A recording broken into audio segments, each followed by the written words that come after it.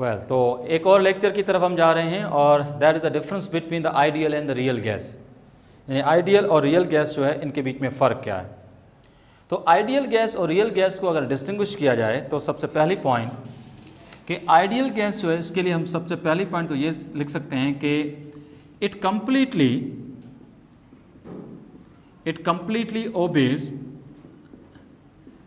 completely obeys all the gas laws under all conditions यानी जितने भी गैस लॉज हैं आइडियल गैस उसको कंप्लीटली ओबे करेगी, चाहे बॉयल्स लॉ हो, चार्ल्स लॉ हो, एवोगैड्रोस लॉ हो, ठीक है, general gas equation so called combined gas law हो, कोई भी गैस लॉ, ठीक है। पर रियल गैस में अगर हम आए तो हम लिख सकते हैं कि it partially obeys the gas laws, it partially obey the gas laws under all conditions, ठीक है। प्रॉब्लम ये है रियल गैसेस के साथ कि रियल गैसेस जो होती हैं वो परफेक्ट गैसेस नहीं होती इन अ सेंस कि अगर हम बॉयल्स लॉ के केस में अगर हम प्रेशर को इंक्रीज करें तो आप जानते हैं कि प्रेशर के इंक्रीज करने से वॉल्यूम डिक्रीज होता है और वॉल्यूम जब डिक्रीज होगा तो फिर आप जानते हैं कि गैस के मॉलिक्यूल क्लोज आएंगे और उन मॉलिक्यूल के बीच में अट्रैक्शन होगी और अगर अट्रैक्शन होगी तो फिर ऐसी सूरत में वो गैस अपनी स्टेट को चेंज कर सकती है।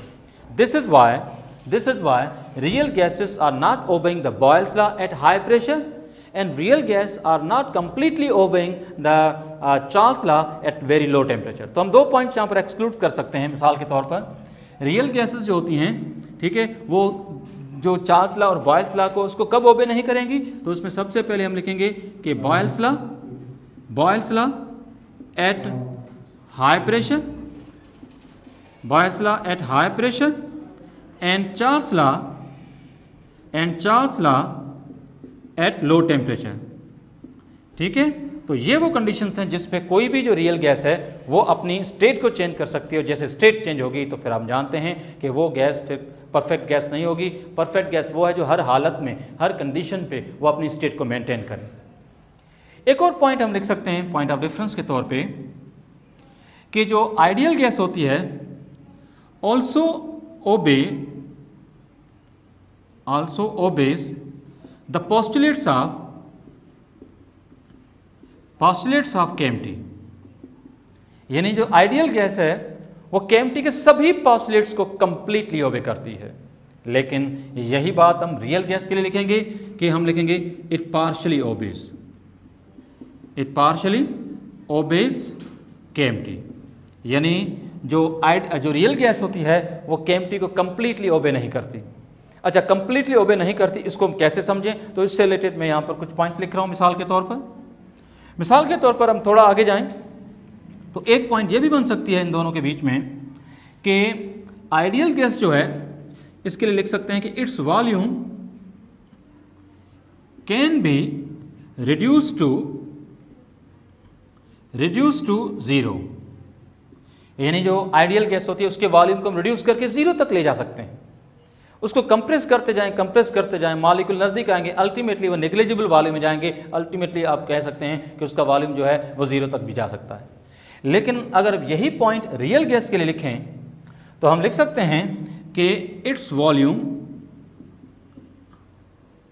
कैन नेवर बी जीरो, ठीक है। जो रियल गैस होती है उसका वॉल्यूम कभी भी जीरो नहीं हो सकता, क्योंकि रियल गैस के मॉलिक्यूल को अगर कंप्रेस किया गया तो मॉलिक्यूलर अट्रैक्शन जो होंगी वो गैस की स्टेट को चेंज कर देंगी। इस वजह से गैस अपनी स्टेट चेंज कर सकती है लेकिन उसका वॉल्यूम कभी भी जीरो नहीं हो सकता। तो रियल गैस जो होती है उसका वॉल्यूम कभी भी स्क्वीज करके, रिड्यूस करके हम जीरो तक नहीं ला सकते। उससे पहले कि हम वॉल्यूम को जीरो तक लाएं गैस लिक्विफाई हो जाती है। एक और पॉइंट ऑफ डिफरेंस इन दोनों के बीच में जो इनको डिस्टिंग्विश करता है, नंबर वन, या आप एक पॉइंट इसमें ऐड करें तो ये है कि no attractive or repulsive forces between molecules. जो आइडियल गैस होती है एक परफेक्ट गैस होती है, और आपने पढ़ा है केमिस्ट्री में, तो एक ऐसी गैस जिनके मॉलिक्यूल के बीच में ना किसी किस्म की कोई अट्रैक्टिव फोर्स हो, उनके मॉलिक्यूल में ना किसी किस्म की कोई रिपल्सिव फोर्स हो, तो ऐसा सिर्फ तभी मुमकिन है जब हमारे पास एक आइडियल गैस हो, एक इमेजिनरी गैस हो। लेकिन रियल गैस जो होती है उसके मॉलिक्यूल अगर क्लोज में आते हैं तो अट्रैक्शन हो सकती है। तो यहाँ पर हम लिख सकते हैं कि अट्रैक्टिव फोर्सेस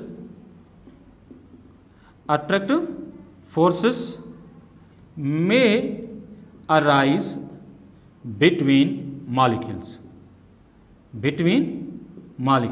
यानी जो रियल गैस होती है उनके मॉलिक्यूल के बीच में अट्रैक्टिव फोर्सेस अराइज हो सकती हैं। मिसाल के तौर पर कैसे, जैसे मैंने आपको कहा कि अगर रियल गैस के मॉलिक्यूल को सिलेंडर में डाल के अगर हम कंप्रेस करें, रियल गैस के मॉलिक्यूल को सिलेंडर में डाल के अगर हम इसको कंप्रेस करें, वॉल्यूम कम होगा, एवरेज डिस्टेंस जो गैस मॉलिक्यूल के बीच में वो कम होगा, मॉलिक्यूल जब क्लोज आएंगे तो एक दूसरे को अट्रैक्ट कर सकते हैं, तो गैस अपनी स्टेट को चेंज कर सकती है और वो लिक्विफाई हो सकती है।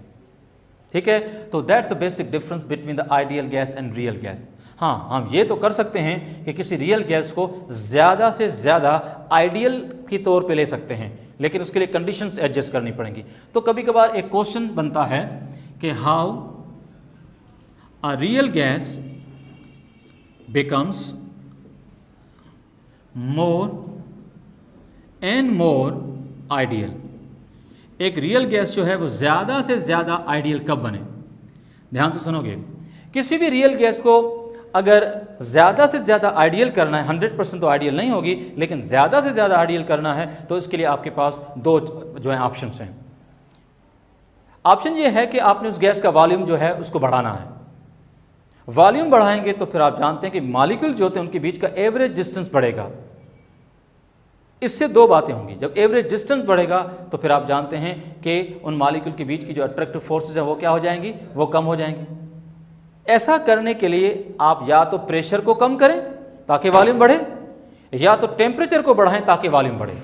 तो इसका जो करेक्ट ऑप्शन है वो है लो प्रेशर, ठीक है, and high temperature. These are the two conditions which are favorable for a real gas to become more and more ideal. तो जो भी गिवन ऑप्शन इस तरह के क्वेश्चन के लिए हों तो उसमें कौन सा ऑप्शन करेक्ट होगा जिसमें प्रेशर लीस्ट होगा और अपना टेम्परेचर जो है वो हाईएस्ट होगा। लीस्ट प्रेशर और highest temperature is the condition at which the volume of the gas is maximum, average distance between the gas molecule is maximum, and average distance is greater, then there will be less attractive forces between the molecule, which causes the real gas to become more and more ideal. तो I hope कि आप ये question समझ गए होंगे। ठीक है, तो अब आते हैं एक और टॉपिक की तरफ। हमारा जो नेक्स्ट टॉपिक होगा उसमें हम डिस्कस करेंगे Dalton law of partial pressure. So that's it for now, thank you.